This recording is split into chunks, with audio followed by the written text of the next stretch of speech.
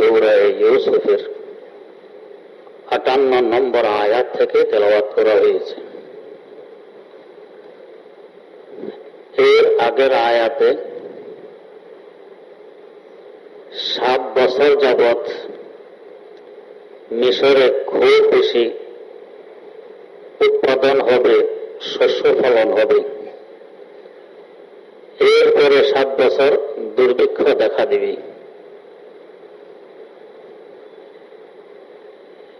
এই প্রেক্ষার পর মিশরের বাদশাহ সৈয়দনা হযরত ইউসুফ আলা নবিয়িনা ওয়া আলাইহিস সালাতু ওয়াস সালামকে 1 বছর যাবৎ শান ও শওকতের সাথে তার কাছে রেখে দেয়। এখনো কিন্তু মন্ত্রিত্বের দায়িত্ব দেয়া হয়নি। আগের যুগে রাজা বাদশারা অধিকাংশের বিচক্ষণ হতো। বাদশাহ তো আস্থাশীল হয়ে পড়লেন, এমন লোকের আমার দরকার ছিল।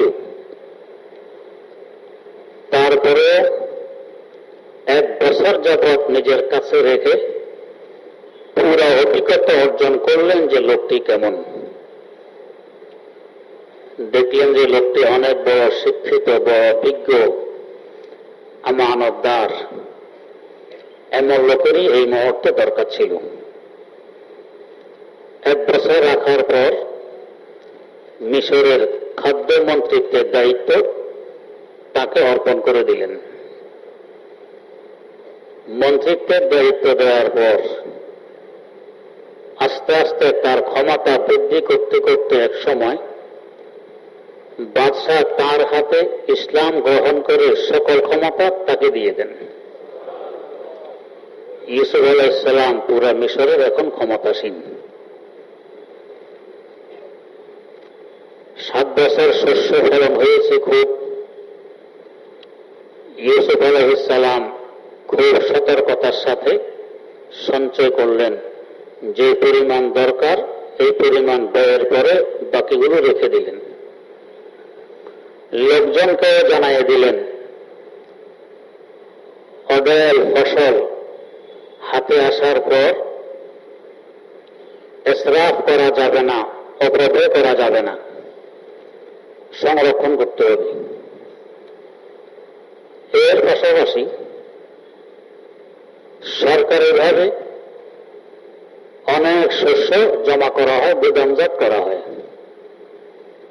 তাও করেছেন এই জন্য এই দুর্ভিক্ষ শুধু মিশরে সীমিত থাকবে না, মিশরের আশপাশের দেশেও দেখা দিবে। ওরাও খুবই কষ্ট পাবে, এরা শস্য খরিদ করতে আসবে। অতএব আমরা যদি শস্য গুদামজাত করে রাখতে পারি তো শস্য বিক্রি করা যাবে, এতে আর্থিক সফলতা আসবে, অন্যদেরও উপকার হবে। এই খেয়ালে গুদামজাত করে রেখেছেন বহু খাদ্য। 7 বছর পর দুর্ভিক্ষ দেখা দেয়। দুর্ভিক্ষ আস্তে আস্তে চতুর্দিকে ছড়িয়ে পড়ে, এমনকি মিশরের বাইরেও। ইউসুফ আলাইহিস সালামের আব্বা সৈয়দনা হযরত ইয়াকুব আলা নবিয়িনা ওয়া আলাইহিস সালাতু ওয়াস সালাম বসবাস করতেন কেনানে, ফিলিস্তিনের একটি জায়গা, মিশর থেকে অনেক দূরে। এখানেও দুর্ভিক্ষ ছড়িয়ে পড়ে। মানুষের মধ্যে হাহাকার, কোথায় পাওয়া যাবে শস্য, কোথায় পাওয়া যাবে খাদ্য। সংবাদ ছড়িয়ে পড়ল মিশরে খাদ্য পাওয়া যায়, সেখান থেকে সংগ্রহ করা যায়, তবে খরিদ করতে হয়। ইউসুফ আলাইহিস সালামের আব্বা তার সন্তানদেরকে পাঠালেন, যাও মিশর, সেখান থেকে খাদ্য সংগ্রহ করো। কিন্তু খরিদ করা লাগবে, পয়সা পাবে কোথায়? এতদিনে তো সবকিছু খরচ হয়ে গেছে। তো কিছু পয়সা কিংবা অলংকার নিজের সন্তানদের হাতে দিয়ে এগুলো নিয়ে এর বিনিময়ে খাদ্য সংগ্রহ করা, মিশর যাও। ইউসুফ আলাইহিস সালামের আপন ভাই একজন বিনিয়ামিন, আর 17 ভাই 10 জন। বিনিয়ামিনকে ইয়াকুব আলাইহিস সালাম দিলেন না। দেখলেন যে একবার ইউসুফকে এদের সাথে দিয়ে হারাইলাম, বিনিয়ামিনকে দিয়ে আবার হারাই কিনা। কারণ একবার যখন ঘুষ খায় তো হুশ আসে। যেমন আমাদেরকে সৃষ্টির সময় ফেরেশতারা আমাদের সপক্ষে পরামর্শ দেননি, বলেছেন যে আল্লাহ এদেরকে দুনিয়াতে পাঠাইলে এরা করবে মারামারি, খুনাখুনি, হানাহানি। ইবাদতের জন্য তো আমরাই যথেষ্ট। ফেরেশতারা তো গায়েব জানেন না, কিভাবে বললেন এরা মারামারি করবে, হানাহানি করবে, খুনাখুনি করবে। এর আগে এখানে বসবাস করেছিল ব্যাপক আকারে জিন জাতি। এরা মারামারি, হানাহানি, খুন খারাপি খুব করেছে। এদের অবস্থার আলোকে ফেরেশতারা অনুমান করেছে যে এরাও এমনই করবে, অভিজ্ঞতা হয়ে গেছে। তো ইয়াকুব আলাইহিস সালাম দুষ্কৃ এখন হোসে কাজ করতেছেন, বিনিয়ামিনকে এই 10 ভাইয়ের সাথে দিলেন না, রেখে দিলেন নিজের কাছে। 10 ভাই 10টি ওট সংগ্রহ করে ওটের পিঠে সওয়ার হয়ে মিশর পৌঁছে। এর পথে ঘটনা এখানে কোরআনে কারিমে উল্লেখ করতেছে, যা ইখওয়াত ইউসুফ, ইউসুফ আলাইহিস সালামের ভাইয়েরা এসে উপস্থিত হয় মিশরে রাজ দরবারে। এই যে খাদ্য বন্টন করা হতো, বিক্রি করা হতো, ইউসুফ আলাইহিস সালাম স্বহস্তে বন্টন করতেন এবং বিক্রি করতেন তার সামনে। অন্যদের মাধ্যমে করাতে হলে তিনি সামনে থাকতেন। কারণ দুর্ভিক্ষের সময় অভাবের স্বভাব নষ্ট, মানুষ এখানে বাড়াবাড়ি কমাকমি করতে পারে, তাই তিনি নিজে সামনে থাকতেন যাতে কোন রকমের হেরফের না হয়। ফাদাখালু আলাইহি, ভাইয়েরা ঈসা আলাইহিস সালামের কাছে আসলো। ফাআরাফাহুম, ইউসুফ আলাইহিস সালাম তাদেরকে চিনে ফেললেন, এরা তো দেখি আমার ভাই। কিন্তু ওয়াহুম লাহু মুনকিরুন, ভাইয়েরা তাকে চিনতে পারেনি। উনি চিনলেন, ভাইয়েরা চিনতে পারেনি। কারণ ভাইয়েরা তখনও বড় ছিল, বয়স্ক ছিল, এখনো বয়স্ক, চেহারায় তেমন পরিবর্তন আসেনি। আর ইউসুফ আলাইহিস সালামকে চিনতে পারল না কেন? তিনি তখন ছিলেন ছোট্ট বালক, এখন অনেক বড় হয়ে গেছেন। কুফে ফেলা থেকে এই পর্যন্ত 40 বছর অতিবাহিত হয়ে গেছে। চেহারার মধ্যে পরিবর্তন ঘটেছে। এর পাশাপাশি ভাইয়েরা তো জানে একে কুফে ফেলে দিয়েছি। এরপরে বণিকরা যখন কূপ থেকে তুললো, আমরা আবার বিক্রি করে দিয়েছি 20 টাকার বিনিময়ে। ইউসুফ কোথায় না কোথায় আছে, সে দাসত্বের জীবন, গোলামের জীবন যাপন করতেছে। মিশরের বাদশা হয়ে বসবে এটা তো কল্পনায়ও আসে না। এই জন্য ওনাকে চিনতে পারেনি।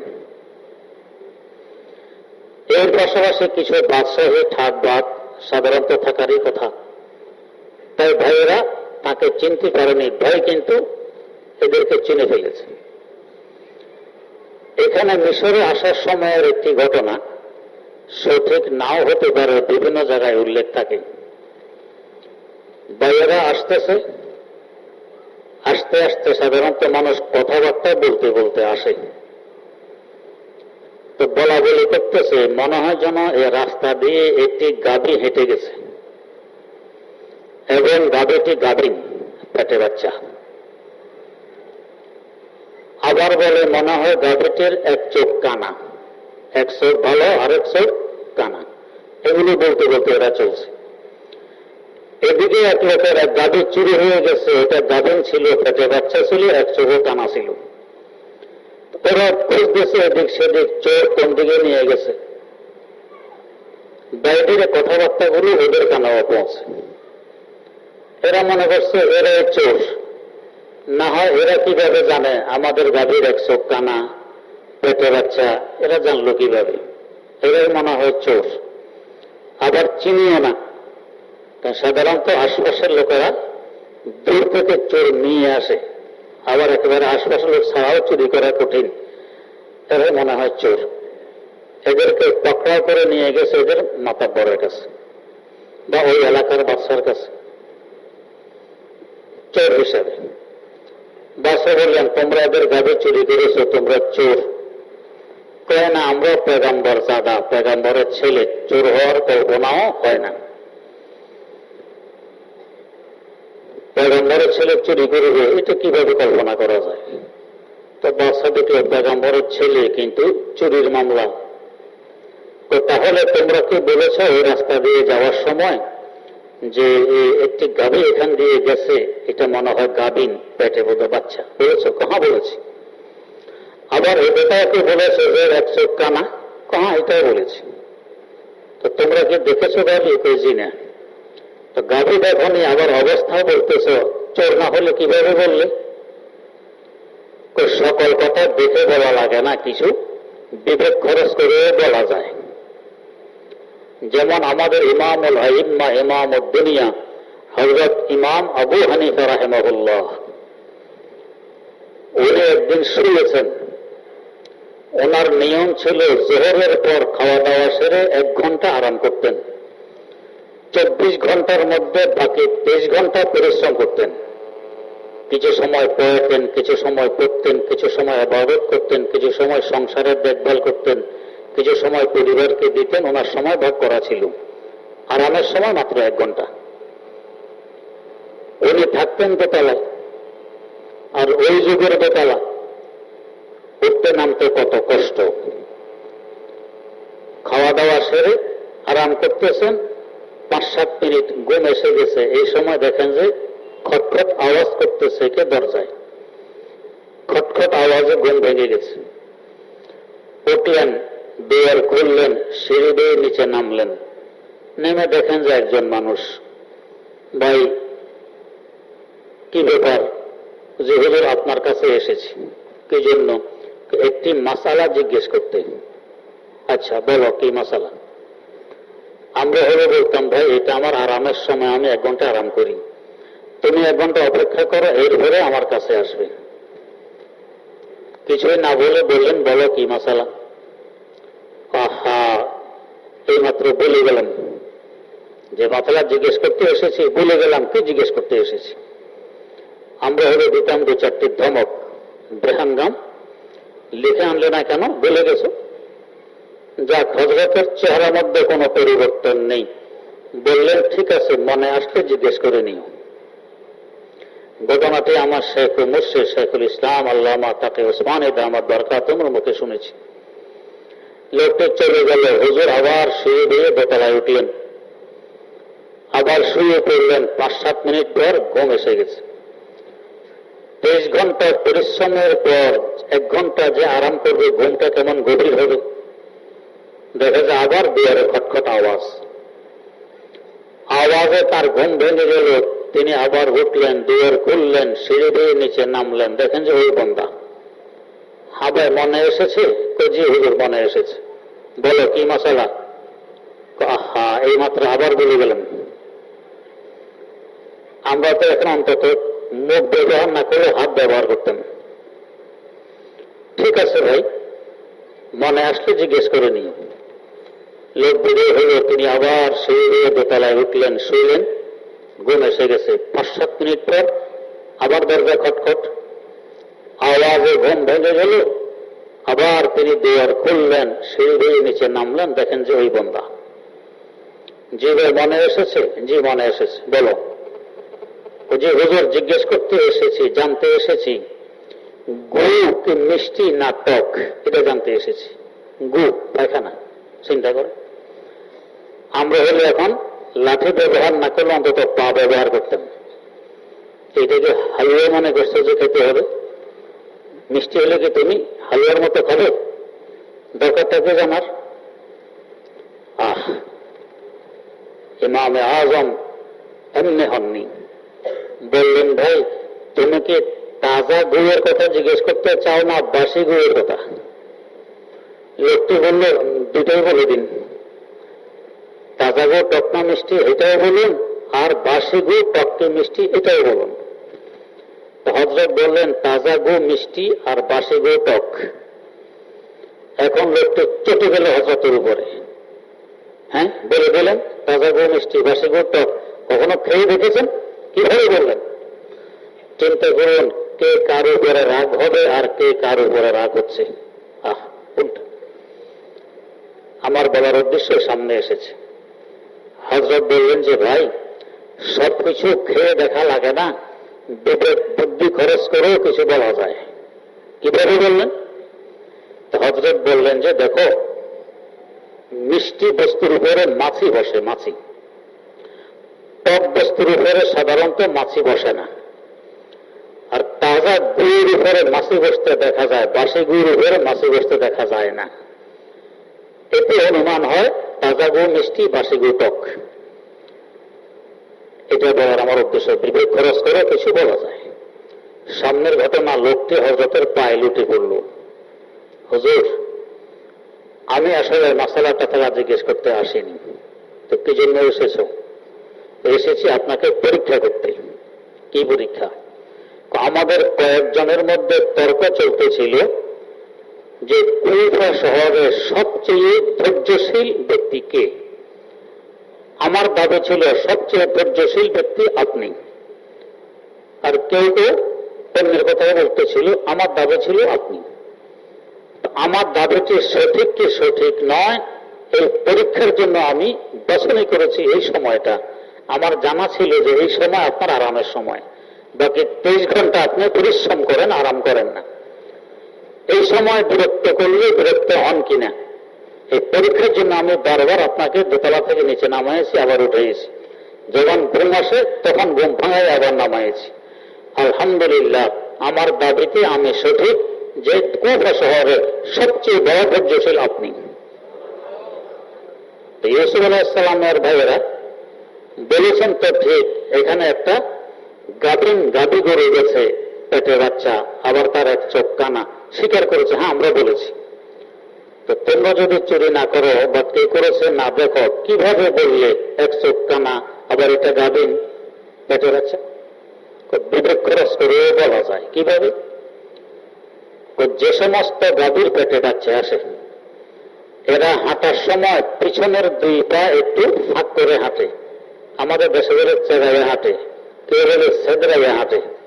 পিছনের 2 পা একটু ফাঁক করে হাঁটে, সামনের 2 পা ফাঁক কম থাকে, কারণ পেটে যে বাচ্চা পুরো পা খিঁচতে পারে না। তো এখানেও গাভীর পায়ের দাগগুলো রাস্তার মধ্যে পেয়ে আছে, পিছনের পায়ের দাগ একটু ছড়ানো, এতে বোঝা যাচ্ছে এটা গাভীর পেটে বাচ্চা আছে। আচ্ছা, এটা তো বুঝলাম, এক চোখ কানা, এটা বললো কিভাবে? রাস্তার 2 পাশে দেখি ঘাস, এক পাশের ঘাস খাওয়া আছে, মাঝে মাঝে ঘাস খেয়ে গেছে, আরেক পাশের ঘাস খাইনি। তার মানে ওই চোখ তো দেখেই না, এই পাশে যে ঘাস আছে সে তো দেখে না। যে পাশে চোখ ভালো এটা দেখে, তো ঘাস খেতে খেতে সে সামনে চলে গেছে। এখান থেকেই বললেন। বাদশা দেখলেন যে এরা তো সাধারণ মানুষ নয়, তাদের যে দাবি এরা পেগাম্বর জাদা, পেগাম্বরের ছেলে, ঠিকই মনে হয়। মামলা খারিজ। এরপরে যেহেতু তোমরা পেগাম্বরের সন্তান, তোমাদের ইজ্জত সম্মানের দরকার, আসো তোমরা আমার মেহমান, কিছু খাওয়া দাওয়ার ব্যবস্থা করি। এনাদের জন্য এটা সুবর্ণ সুযোগ, এত লম্বা পথ সফর করে যাচ্ছেন, এমনি চতুর্দিকে দুর্ভিক্ষ, খাওয়া দাওয়ার অভাব, এ যদি কিছু খাবার দাবার দেয় তো ভালোই। তো বাদশার মেহমানেরা 10 জন, এদেরকে খাবার দিয়ে বাদশার দূরে তার শাহী কুরসিতে বসা ঠাটবাট। তো ওনারা খেতে খেতে বলতেছেন, এই দেশের বাদশার জন্ম মনে হয় ঠিক নেই। খেতে খেতে বলতেছেন, এই দেশের বাদশার জন্ম মনে হয় ঠিক নেই। বাদশার কানে আওয়াজ এটা গেছে, হ্যাঁ তোমরা কি বলছো? কারণ এই বাদশার জন্ম নিয়ে এমনি মানুষের মধ্যে বলা বলে চলতেছিল, এই বাদশার জন্মের ঠিক নেই, সোজা সোজা কথায় হারামজাদা, এটা বলতেছিল মানুষ। বাদশার কান আওয়াজ। এখন যে বাস্তবে হারামজাদা, এতে করতে পারে না আসলে আমি হারামজাদা কিনা। যদি কখনো তার মা বলে দেয় কিংবা আব্বা বলে দেয় তাহলে বলতে পারে, না বললে তো বলা মুশকিল। এখন বাদশাকে নিয়ে মানুষে বলা বলে করতেছে, আমাদের দেশের বাদশার জন্মে ঠিক নেই, এটা হারামজাদা। এখন এদের বলা বলিটাও বাদশার কানে গেল। বাসে গিয়ে এসে বললেন, তোমরা কি এদেশের বাদশাকে হারামজাদা বলতেছো? কই জি বলতেছি। কিভাবে বলতেছো? তোমরা কি জানো? সাক্ষীমুখী আছে? কয় না, নিয়ম হইল মেহমানকে খাবার দিলে মেজবান ও মেহমানের সাথে বসে একটু খেয়ে নেয়। মেজবান ও মেহমানের সাথে বসে একটু খেয়ে নেয়, এটা হলো নিয়ম, এটা পয়গম্বরদের সুন্নত। আর যদি না খায় দূরে বসে থাকে, এটা জন্মের দেশের আলামত। তা আপনি আমাদেরকে খাবার দিয়ে দূরে বসে আছেন, এতে আমরা বুঝি জন্মের দেশের এটা আলামতের চিহ্ন, এই হিসাবেই বললাম আর কি।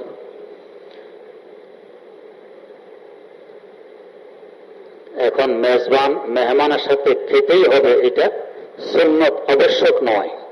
আর এটা হইলেই হারামজাদা হবে, এটাও আবশ্যক নয়, হতেও পারে, আবশ্যক নয়। এখন আপনার পেট এমনি বোঝাই, সামান্য কিছু দিলে বেরিয়ে আসবে, এই অবস্থায় তো হয় মানুষের। এখন মেহমান এসে গেছে, আপনি খেতে গেলে মেহমানের সামনে বমি করবেন? এখন খাওয়া থেকে বিরত থাকাই ভালো। এমন নজিরও আমাদের আকাবেরদের মধ্যে আছে। হাকিমুল উম্মত মুজাদ্দিদুল মিল্লাত হযরত শাহ আশরাফ আলী থানভী রাহমাতুল্লাহ আলাইহি, তার মেহমান হয়েছেন ফাজাইলে আমালের লেখক শাইখুল হাদিস আল্লামা জাকারিয়া রাহিমাহুল্লাহ। এদিকে হযরত থানভী খেয়ে উঠছেন, মেহমান আসছেন পরে। এখন মেহমানের সাথে কিছু খাওয়া, এটা তো সুন্নত, ক্ষুধা না লাগলে খাই কিভাবে? হযরত জাকারিয়া রাহমাতুল্লাহ আলাইহিকে সামনে খাবার দিয়ে বসে থানভী বলতেছেন, আমি আগে খেয়ে ফেলছি আপনার আগমনের আগে, আপনার সাথে খেতে হবে, এটা তো সুন্নত, কিন্তু ক্ষুধা নেই। ক্ষুধা লাগার জন্য আমি তৈরি করে ঠান্ডা পানি পান করেছি, যাতে একটু ক্ষুধা লাগে, আপনার সাথে বসতে পারি, এক আধ দফা খেতে পারি। ঠান্ডা পানি পান করার পরে ক্ষুধা লাগেনি। এখন আমি মজবুর বাধ্য আপনার সাথে খেতে পারলাম না, ওদের পেশ করে দিলেন। যাই হোক, ইসা আলাইহিসসালামের ভাইয়েরা এরকম বিচক্ষণ ছিলেন, আর পয়গম্বরদের ছেলেরা বিচক্ষণ হওয়াই স্বাভাবিক। যেহেতু পয়গম্বরগণ দুনিয়ার শ্রেষ্ঠতম শিক্ষিত আর বুদ্ধিমান হন, তো তার আওলাদেরাও শিক্ষিত বুদ্ধিমান হওয়াই স্বাভাবিক। দু চারজন আবার ব্যতিক্রম হয়। বুদ্ধিমানের ছেলে বুদ্ধিমান হবে এটা আবশ্যক নয়। বেশিরভাগ সময়তে বুদ্ধিমানের ছেলে বুদ্ধিমান হয়, নেককারের সন্তান নেককার হয়, মাঝে মধ্যে ব্যতিক্রম ঘটে। হযরত নূহ আলাইহিস সালামের ছেলে কেনান, বাপ পয়গম্বর, কেনান তো কাফের, বাপের মতো হয়নি, এরকম মাঝে মধ্যে ব্যতিক্রম ঘটে। আল্লাহ ফাদাখালু আলাইহি ফাআরাফাহুম ওয়া হুম লাহু মুনকিরুন।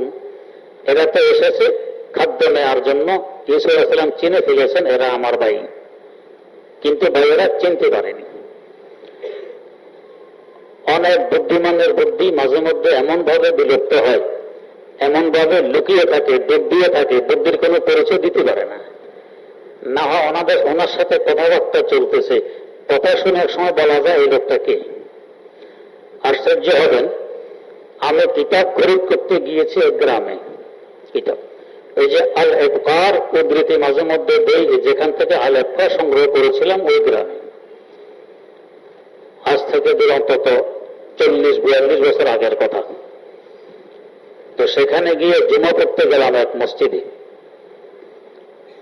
ওযু করার জন্য যখন ঘাটে গেলাম, শীতকাল, লোকেরা গোসল করতেছে, এক বুড়ো মানুষ ঘাটে বসা, রোদ্রে তার দেহ গরম করবে, তারপরে পানিতে নামবে। তো আমার সাথে আরো 2 জন সাথী। তা আমি বলতেছি, আজ জুমার দিন, গোসল করা অনেক ফজিলতের কাজ, আজ গোসল করতে পারলাম না, কিতাব খরিদ করতে এসে ফজিলত থেকে মাহরুম হয়ে গেলাম। এরপর একটি ঘটনাও বলতেছি, যে একদিন সাইয়্যিদানা হযরত ঈসা আলা নবিয়িনা ওয়া আলাইহিস সালাতু ওয়াস সালাম কোথাও যাচ্ছেন, দেখেন যে পথিমধ্যে একটি হরিণী বাঁধা। উনি হরিণীর পাশ দিয়ে যাওয়ার পথে হরিণীর জবান খুলে যায়। ওনাকে সালাম দিয়ে বলতেছে, হুজুর দয়া করে আমাকে ছেড়ে দিন, তোমাকে এখানে বেঁধেছে কে? এক শিকারী শিকার করে আমাকে বেঁধে রেখেছে। হযরত বললেন, শিকার করার কারণে তুমি এখন তার মাল হয়ে গেছো, এখন ছেড়ে দিয়ে আমার জন্য বৈধ হবে না, না জায়েজ হবে। তো হরিণী বলতেছে, হুজুর আমার ছোট কয়েকটি বাচ্চা আছে, এদেরকে আমি দুধ খাওয়াই, এই বাচ্চাগুলো ক্ষুধায় মারা যাবে, ছেড়ে দিলে আমি দুধ খাওয়াই আসি এবং সামনে কি খাবে না খাবে ব্যবস্থা করে আসি, আমি আবার ফিরে আসবো, আপনি আমাকে পুনরায় বেঁধে রেখে দিবেন। তো হযরত বলেন, যদি ফিরে না আসলে তখন আমার কি করার? যদি না আসলে তখন আমার কি করার?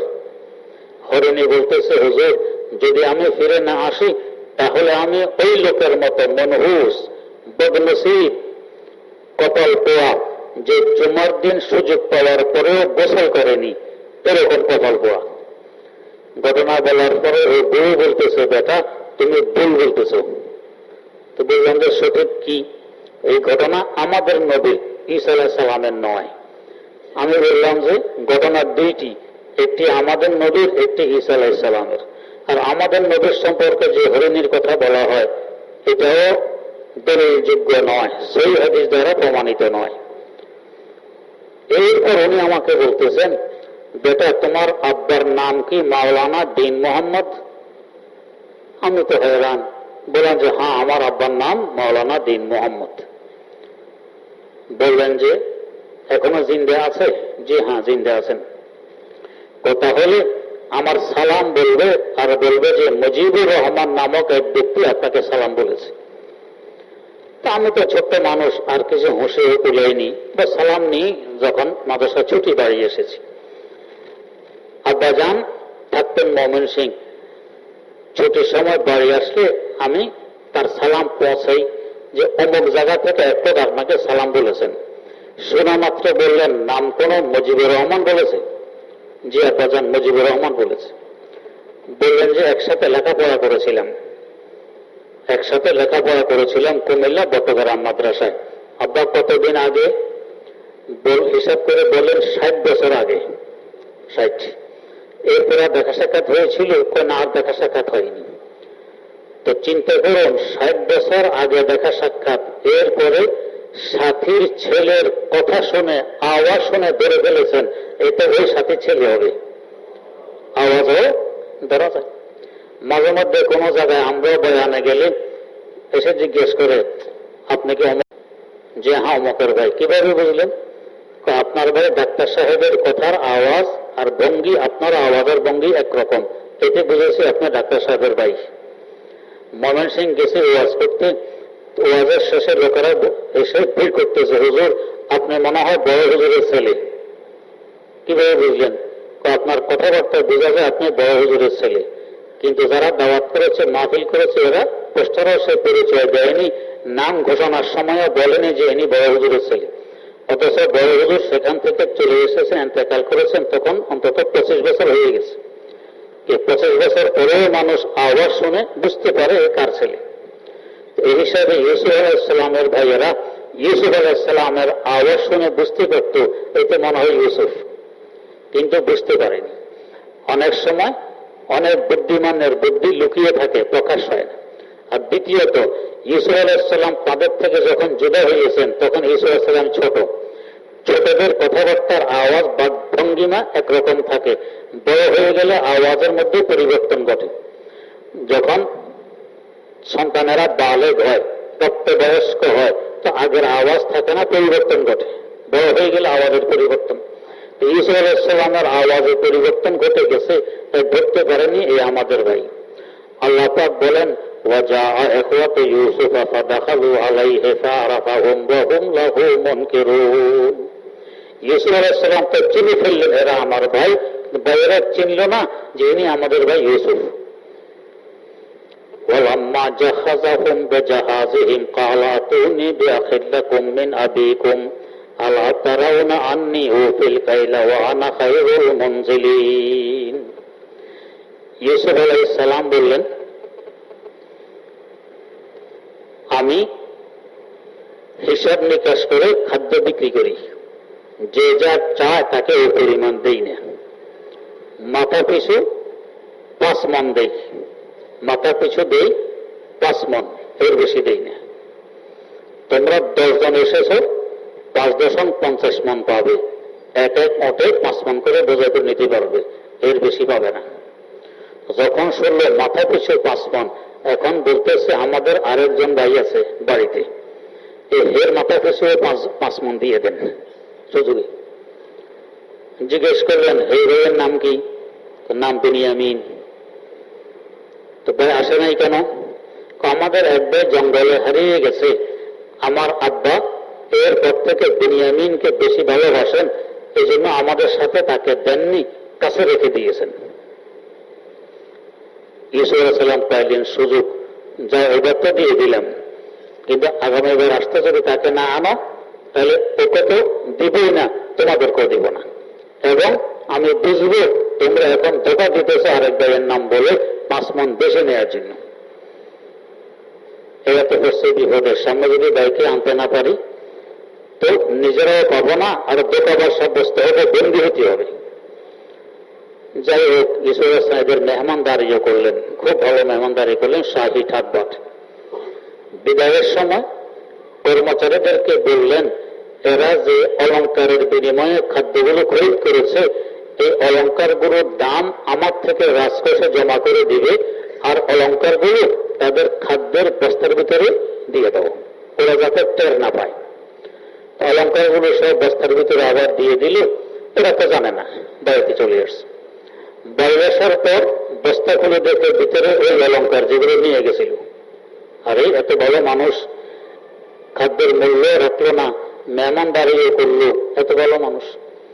এখন আব্বাকে বলতেছে, আব্বা সামনের বার যদি বিনিয়ামিনকে আমাদের সাথে না দেন তো তাহলে আমাদেরকে তো দিবে না, আমরা ধোঁকাবাজ প্রমাণিত হব, কারণ আমরা বিনিয়ামিনের জন্য 5 মণ গম চেয়েছিলাম, উনি এই শর্তে আমাদেরকে ছেড়ে দিয়েছেন যে এই ভাইকে সামনের বার আসতে নিয়ে আসবে। ওয়ালাম্মা জাহাযাহুম বিজাহাযিহিম ক্বালা আতুনি বিআখিল লাকুম মিন আবিকুম, তোমাদের বাৎসরিক যেজন ভাই আছে তাকে নিয়ে আসতে হবে। আল্লাহ তারাউনা আন্নী উফিল কাইল, দেখছো আমি ঠিকঠাক মেপে মেপে 5 মণ করে দিতেছি, হেরফের করি না। ওয়া আনা খায়রুল মুনজিলিন, এবং আমি বড় মেহমান নওয়াজ, আমি মেহমানদারি খুব করি, দেখছো তোমাদের মেহমানদারি করছি, সামনে আসলে মেহমানদারি করবো, ওকে নিয়ে আসতে হবে। ফাইল্লাম তাআতুনি বিহি ফালা কাইলা লাকুম ইনদি ওয়ালা তাকরাবুন, সামনের বার যদি তাকে নিয়ে না আসো, ফালা কাইলা লাকুম, তোমাদেরকে কোনো খাদ্য দেওয়া হবে না, ওয়ালা তাকরাবুন, তখন আমার কাছে আসতে পারবে না, মাহরুমার বঞ্চিত হয়ে যাবে। ক্বালু সানুরাবিদু আনহু আবাহু ওয়া ইন্না লাফাইলুন, আমাদের আব্বা তো অতিরিক্ত মহব্বত করে দিতে চায় না, তবে আমরা যেভাবে হোক আনার চেষ্টা করব। وقال لفتيانه اجعلوا بضاعتهم في رحالهم لعلهم يعرفونها إذا انقلبوا إلى أهلهم لعلهم يرجعون, কর্মচারীদেরকে বললেন যে এরা যে সমস্ত বিনিময় দিয়েছিল খাদ্যের, এগুলোকে রেখে দাও ফি রিহালিহিম, তাদের ওটের পেটে খাদ্যের ভিতরে। কেন রাখতে বললেন? একটু অবদান দেখাবেন যে আমি তোমাদের থেকে তার বিনিময় নিলাম না। দ্বিতীয়ত তার সন্দেহ হতে পারে সামনের বার আসার জন্য তাদের হাতে কোনো টাকা পয়সা নেই, আর কোনো অলঙ্কারও নেই, যা ছিল নিয়ে এসেছে। যদি টাকা পয়সা না থাকে, অলঙ্কার আদি না থাকে, তো সামনের বার এমনি আসবে না। অতএব অলঙ্কারগুলো ফেরত দিয়ে দিলে এগুলো নিয়ে আবার আসবে খাদ্যের জন্য, আবার আসার ব্যবস্থাপনা।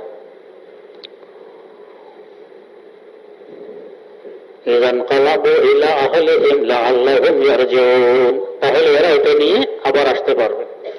ফালাম্মা রাজাউ ইলা আবিহিম ক্বালু ইয়া আবানা মুনআ মিনাল কাইল ফাআরসিল মা'না আখানা নাক্তাল ওয়া ইন্না লাহু লাহাফিজুন। এর মধ্যে আরেকটা ঘটনা, এদের কাছে একটি জামা দিয়ে বলছে এটা তোমাদের আব্বুকে দিয়ে দিও, ইসা আলাইহিস সালামের নিজের জামা।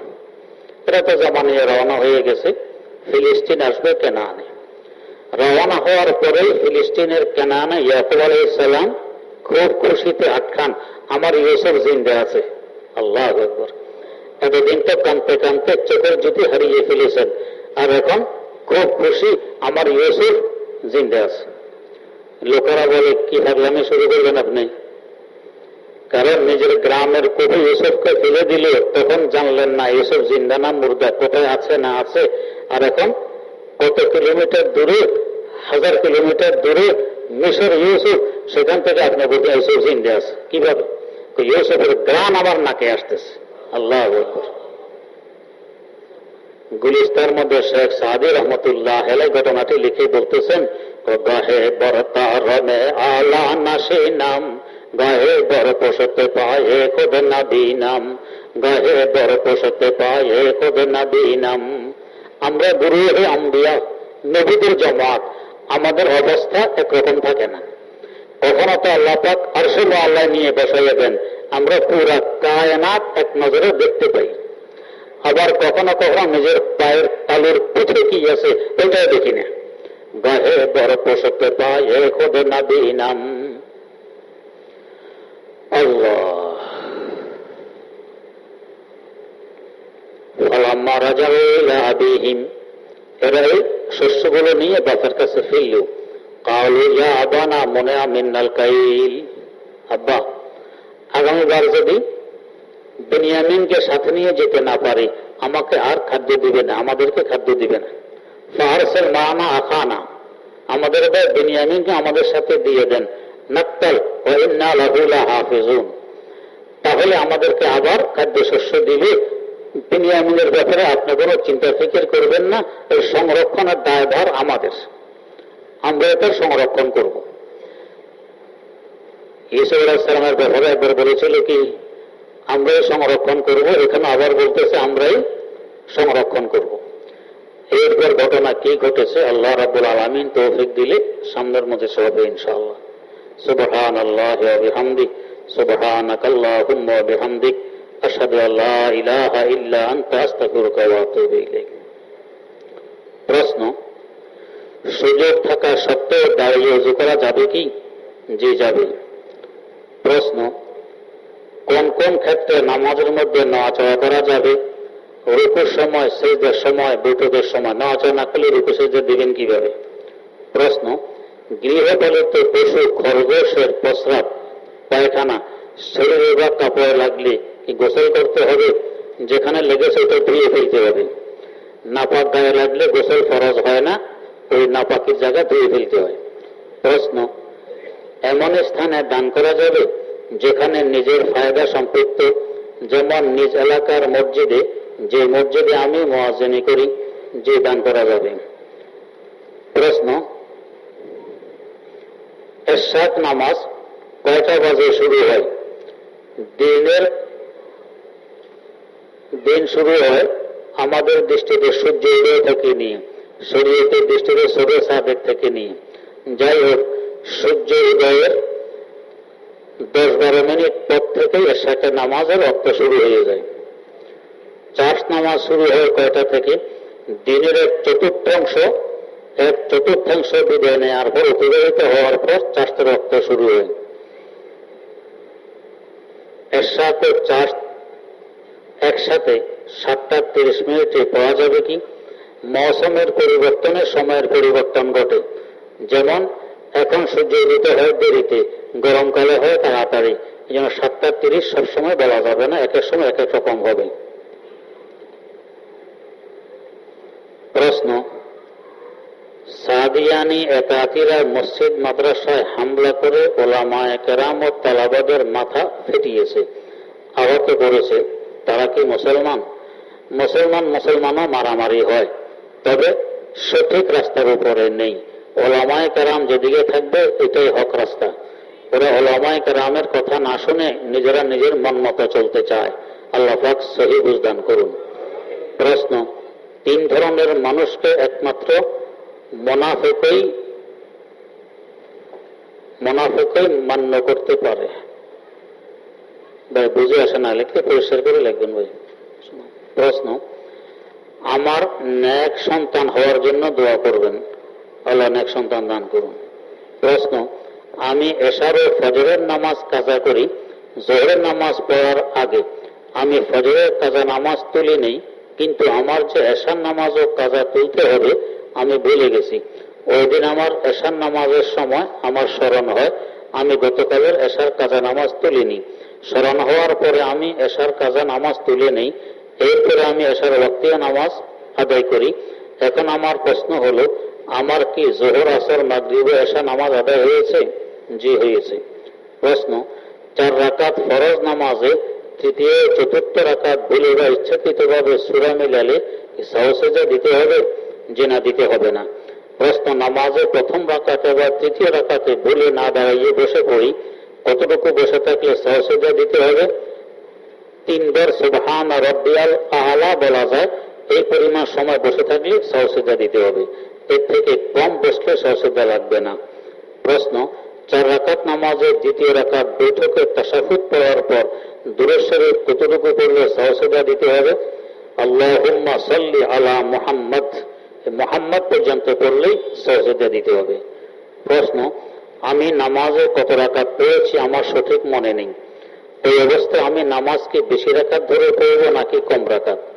জীবনের প্রথমবার যদি এমন হয়, তো প্রথম তো আপনি আপনার মনের উপরে চাপ দিবেন আসলে কোনটা সঠিক। চাপের পর যদি সঠিক সিদ্ধান্তে পৌঁছতে পারেন ভালো কথা, আর পৌঁছতে না পারলে এই নামাজ পুনরায় পড়বেন। আর যদি সবসময় এরকম হয়, তো তখন চাপ দিবেন, চাপ দেওয়ার পরে যদি সিদ্ধান্তে পৌঁছতে না পারেন, তো কমটা ধরে সামনে অগ্রসর হবেন। যেমন 3 রাকাত পড়েছি না 4 রাকাত সন্দেহ, তো ভাববেন যে 3 রাকাত পড়েছেন, আরো 1 রাকাত পড়বেন, এভাবে কমটা ধরে সামনে অগ্রসর হবেন। প্রশ্ন, 4 রাকাত সুন্নত নামাজে প্রথম রাকাতে সূরা ফালাক ও দ্বিতীয় রাকাতে সূরা নাস পড়ি, তাহলে তৃতীয় চতুর্থ রাকাতে কি সূরা পড়ব? উপরে সূরা পড়তে পারবেন। 2 রাকাতের মধ্যে তরতিব ওয়াজিব হয়, তরতিব সুন্নত হয়, 4 রাকাতের মধ্যে তরতিব সুন্নত নয়। প্রশ্ন, এক লোক 2010-এ হজে যান এবং একদিন মদিনা মুনাওয়ারাতে ঘুমিয়ে উঠে দেখেন যে, বুঝে আসে নাকি লিখছেন? প্রশ্ন, ইল্লাল্লাহ জিকির কি জায়েজ আছে? এগুলো পুরানো প্রশ্ন। 1000 বছর থেকে এই জিকিরের নিয়ম চলে আসতেছে। 1000 নয়, লক্ষ লক্ষ বিজ্ঞ আলেম, ফকিহ, মুজতাহিদ, ইমাম এরা এভাবে জিকির করে আসতেছে। আর এখন জায়েজ আছে না আসেনি আমার চিন্তা, এই চিন্তার দরকার না। ইল্লাল্লাহ জিকির জায়েজ আছে। বিস্তারিত বুঝতে চাইলে শরীয়ত और তরিকত का तलाजुम একটি কিতাব আছে, শরীয়ত और তরিকত का तलाजुम, এই কিতাবে এই প্রশ্নের জবাব আছে যে ইল্লাল্লাহ ইল্লাল্লাহ জিকির যে বৈধ। প্রশ্ন, ব্যাখ্যা করে বললে ভালো হতো। ব্যাখ্যা করে কিভাবে বলবো, এটা বুঝতে হলে আলেম লাগবে। যেমন ইল্লার পরের অংশকে বলা হয় মুস্তাসনা, আগের অংশকে বলা হয় মুস্তাসনা মিনহু। তো এখানে ওরা প্রশ্ন করে মুস্তাসনা মিনহু ছাড়া মুস্তাসনা হয় কিভাবে? বুখারী শরীফে হাদিস আছে ইল্লাল ইজকির, ইল্লাল ইজকির, মুস্তাসনা মিনহু উল্লেখ নেই। মুস্তাসনা মিনহু উল্লেখ করা ছাড়াই মুস্তাসনার উল্লেখ আছে। তো বুখারীতে যদি এভাবে উল্লেখ থাকা বৈধ হতে পারে হাদিস রাসূলের, তো ইল্লাল জিকির অবৈধ হবে কেন? প্রশ্ন, খুলনার এক মুফতি সাহেব বলেছেন সয়াবিন তেলে নাকি শুকরের চর্বি মেশায়, এটা সঠিক কিনা? যদি আপনি নিশ্চিত হন শুকরের চর্বি আছে, তাহলে খাওয়া বৈধ হবে না। নিশ্চিত হওয়ার আগ পর্যন্ত খাওয়া নাজায়েজ হবে না, খেতে পারবেন। প্রশ্ন, আমাদের ইচ্ছা ছিল আপনার মাধ্যমে বিয়ে করানোর, তা সম্ভব হয়নি, আমাদের জন্য দোয়া করবেন, আল্লাহ সুখ শান্তিতে রাখুক। প্রশ্ন, আমি আপনার বয়াত হতে চাই, পরে দেখা করবেন। প্রশ্ন, আমার স্ত্রীর দেনমোহরের টাকা আমার স্ত্রী আমাকে মাফ করে দিয়েছে, কিন্তু আমি পরিশোধ করতে চাই, এখন আমি কি পরিশোধ করব? তো যখন চান তো করবেন না কেন, পরিশোধ করবেন। প্রশ্ন, পোল্ট্রি মুরগি ড্রেসিং করে খাওয়া জায়েজ আছে কি? ড্রেসিং যদি করার সময় পানি একবারে গটগট করতেছে, খুব গরম, এবং এই পরিমাণ সময় পানির মধ্যে মুরগিটা রেখে দেওয়া হয়েছে, যে পরিমাণ সময়ে পানি মুরগির ভিতরে ঢুকে পড়ে, তাহলে এই মুরগি খাওয়া হালাল হবে না, কারণ এই পানিগুলো নাপাক। মুরগির গলায় থাকা যে রক্ত জবাইয়ের সময় বেরিয়েছে, এই রক্তটা নাপাক, এটা তখন ওই পানিতে মিশে মুরগির পায়ে পায়খানা লেগে থাকে, পরপাখায় পায়খানা লেগে থাকে, এগুলো পানিতে মিশে, এতে পানি হয়ে গেছে নাপাক। নাপাক পানি যখন ভিতরে ঢোকে গোস্ত হয়ে গেছে নাপাক, এই নাপাক খাওয়া হারাম, তো খাওয়া যাবে না। হ্যাঁ, যদি গরম কম অথবা অল্প সময় রেখেছেন, এই অল্প গরমে অল্প সময়ে ভিতরে পানি ঢোকে না, তাহলে খেতে পারবেন। প্রশ্ন, সুবহে সাদিক থেকে শুরু করে ফজরের জামাত শুরু হওয়ার আগ মুহূর্ত পর্যন্ত সময়ে কি কাজা নামাজ আদায় করা যাবে? জি যাবে।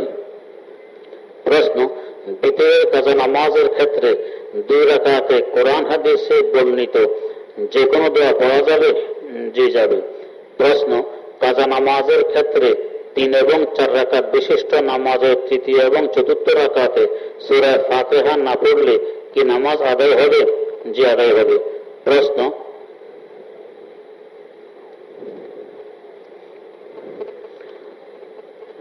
আল্লাহ আপনাকে সুস্থতা দান করুন, আমিন। যদি ভুলবশত আমার শরীরে মাছের রক্ত কবুতরের পায়খানা লাগে তাহলে আমার নামাজ হবে? জি হবে। প্রশ্ন, আমার গ্রামের বাড়ি চাঁদপুর, আমি ঢাকায় থাকি, মাঝে মাঝে গ্রামের বাড়িতে নৌপথে লঞ্চে করে যাই। লঞ্চে দীর্ঘ সফর হওয়ার কারণে ফরজ নামাজ পড়তে হয়, আমি কি লঞ্চে কসর করব না পুরা নামাজ? সদরঘাট থেকে চাঁদপুর পর্যন্ত সফরের দূরত্ব হয় না, তা আরো কম। যদি চাঁদপুর ঘাটে ওঠার পরে আপনার বাড়ি এই পরিমাণ দূরে, এই ঢাকা সদরঘাট থেকে নিয়ে আপনার বাড়ি পর্যন্ত 77 কিলোমিটার হয়, তাহলে আপনি কসর করবেন, এর থেকে কম হইলে পুরো করবেন। প্রশ্ন, আমি একজন স্কুলের ছাত্র এবং আমি ওই স্কুলের হোস্টেলে বসবাস করি। স্কুল কর্তৃক হোস্টেলের নিয়ম হলো সেখানে ছাত্ররা মোবাইল ব্যবহার করতে পারবে না। কারো কাছে মোবাইল পাওয়া গেলে মোবাইল বাজেয়াপ্ত করা হবে। বাজেয়াপ্ত মোবাইলগুলো স্কুল টিচারদের মধ্যে নিলামে বিক্রি করে তারা মূল্য হোস্টেলের ক্যান্টিনে দিয়ে দেওয়া হয়। হুজুরের কাছে আমার প্রশ্ন হলো, টিচারদের জন্য কম দামে এই মোবাইল ক্রয় করা বৈধ কিনা? যদি ভর্তির সময় আপনার জানা থাকে যে আপনার কাছে মোবাইল পাওয়া গেলে বাজেয়াপ্ত করা হবে এবং এগুলো পরে বিক্রি করে দেওয়া হবে, হোস্টেলের কাজে ব্যয় হবে, এই জানার পরেও আপনি স্কুলে ভর্তি হয়েছেন, তার মানে এই আইন কানুন নিয়ম নীতি মেনে ভর্তি হয়েছেন। অতএব এগুলো এখন হয়ে গেছে স্কুলের, পরে এখন বিক্রি করে, যে টিচারের কাছে বিক্রি করুক চাই অন্যের কাছে করুক, বিক্রি করে তার পয়সা হোস্টেলের ক্যান্টিনে দেওয়া বৈধ হবে, আর ওদের জন্য ক্রয় করাও বৈধ হবে। প্রশ্ন, অন্যের মাল হওয়া সত্ত্বেও মোবাইলটা বিক্রি করা বৈধ কিনা? অন্যের মাল তো হয়নি, আপনি এই শর্ত মেনে নিয়ে ভর্তি হয়েছেন, জব্দ করার পরে মোবাইল হয়ে গেছে এখন ওই স্কুলের, এখন স্কুলের মাল ওরা বিক্রি করেছে, এটা বৈধ হয়েছে, অবৈধ হয়নি। আলহামদুলিল্লাহ রাব্বিল আলামিন والصلاة والسلام على أشرف الأنبياء والمرسلين سيدنا ومولانا محمد وعلى آله وأصحابه أجمعين ربنا آتنا في الدنيا حسنة وفي الآخرة حسنة وقنا عذاب النار ربنا ظلمنا أنفسنا وإن لم تغفر لنا وترحمنا لنكونن من الخاسرين رب ارحمهما كما ربياني صغيرا رب ارحمهما كما ربياني صغيرا رب ارحمهما كما ربياني صغيرا ربنا لا تزغ قلوبنا بعد إذ هديتنا وهب لنا من لدنك رحمة إنك أنت الوهاب ربنا اصرف عنا عذاب جهنم إن عذابها كان غراما رب اجعلني مقيم الصلاة ومن ذريتي ربنا وتقبل دعاء ربنا اغفر لي ولوالدي وللمؤمنين يوم يقوم الحساب রব্বুল আলামিন, আপনার কুতুবের বান্দা দুঃখের আশা নিয়ে কাঙ্গালের ন্যায় আপনার দুয়ারে হাত পেতেছি। মাওলাই কারীম, জিন্দেগির সমস্ত গুনাহগুলো ক্ষমা করে দিন। ভবিষ্যতে সর্বপ্রকার গুনাহ খাতে অন্যায় অপরাধ থেকে আমাদের হেফাজত ফরমান। আয় আল্লাহ, বেশি বেশি নেকি কামাই করার তৌফিক দিন। সুন্নাত তরিকা অনুযায়ী জীবন পরিচালনা করার তৌফিক দিন। আয় আল্লাহ, রোগ ব্যাধি থেকে হেফাজত ফরমান। সুস্থতার সাথে বরকতময় জিন্দেগি নসিব করুন। ইখলাসের সাথে শেষ নিঃশ্বাস ত্যাগ করা পর্যন্ত দ্বীনের খেদমতে জড়িয়ে রাখুন। আয় আল্লাহ, ইলমের খেদমতে জড়িয়ে রাখুন, হেদায়েতের কাজে জড়িয়ে রাখুন। মাওলায়ে কারীম, মনের সকল জায়েজ আশা আকাঙ্ক্ষাগুলোকে পূরণ করে দিন। যাদের আর্থিক দুর্বলতা আছে, আর্থিক সবলতা নসিব ফরমান। যারা ঋণী আছে, সহজে ঋণ পরিশোধ করার ব্যবস্থা করে দেন। যাদের চাকরি বাকরি নেই হালাল রুজি কামাই করার তৌফিক দিন। যাদের বিয়ে শাদী হচ্ছে না, ছেলে হোক আর মেয়ে হোক, ইসলামী শরিয়া মোতাবেক বিয়ের ব্যবস্থা করে দিন। যারা যে বিপদে আছে সহজে বিপদ থেকে উদ্ধার করে দিন। আয় আল্লাহ, মনের সকল জায়েজ আশা আকাঙ্ক্ষা গুলোকে পূরণ করে দিন। বিনা হিসাবে জান্নাতুল ফেরদাউসের মালিক বানিয়ে দিন। ইয়া ইলাহি কুন মুনাজাতাম বিফজলি খুদ কবুল। ইয়া ইলাহি কুন মুনাজাতাম বিফজলি খুদ কবুল। বাহর সদকা জাতে পাকে হর নবী ও হর ওয়ালি। বাহর সদকা জাতে পাকে হর নবী ও হর ওয়ালি। शेख इस्लाम व मुजद्दिद मुर्शिदी हजरत तकी सैयदी मौलाना अब्दुल हय्य आरिफ आरिफी। सैयदी मौलाना अब्दुल हय्य आरिफ आरिफी। हम हकीमुल उम्मत खैरुल वरा कुत बेहुदा। हम हकीमुल उम्मत खैरुल वरा कुत बेहुदा। दस्तगीरे दस्तगीरा यानी मुर्शिद था नबी। बहरे अंदाज़ नूर हज़रत अब्दुर रहीम। अब्द बाज़ी अब्द हादी अज़्द दी मक्की वली। हम मोहम्मद मुहिब्बुल्लाह साहिब सईद। हम निज़ामुद्दीन जलालो अब्द कुद्दूस अहमदी। हम मोहम्मद आरिफ हम अब्द हक शेख जलाल। शम्सुद्दीन तुर्की अलाउद्दीन फरीद जुदानी। शम्सुद्दीन तुर्की अलाउद्दीन फरीद जुदानी। कुतुबुद्दीन हम मोइनुद्दीन उस्मान शरीफ। कुतुबुद्दीन हम मोइनुद्दीन उस्मान शरीफ। हम वो मौदूद अबू यूसुफ मोहम्मद अहमदी। बेसहाक़ हम वो ममशाद नामवर। हम हुज़ैफा वब्न अदहम हम फुज़ैल मुर्शिदी। अब्द वाहिद हम हसन बसरी अली फखरुद्दीन। सैयदे कौनैन फखरुल आलमी बुशरा नबी। पाक कुन क़ल्बे मुराद और ख़याल गैर ख़ेश। बहर ज़ाते खुद शिफ़ायम बेज़ अमराज़ दिली। बहर ज़ाते खुद शिफ़ायम बेज़ अमराज़ दिली। हम गरीबों से खुदाया सद बेसद सलाम। वासल रोज़ा शरीफ सैयद अक़वानो। वासल रोज़ा शरीफ सैयद अक़वानो। हम गुनाहगारों से मौला सद बेसद सलाम। वासल रोज़ा शरीफ सैयद अबरार हो। वासल रोज़ा शरीफ सैयद अबरार हो। रब्बना तक़ब्बल मिन्ना इन्नका अंतस समीउल अलीम व तुब अलैना इन्नका अंतत तव्वाबुर रहीम। सुब्हान रब्बिका रब्बिल इज़्ज़ति अम्मा यसिफून व सलामुन अलल मुरसलीन वल्हम्दुलिल्लाहि रब्बिल आलमीन।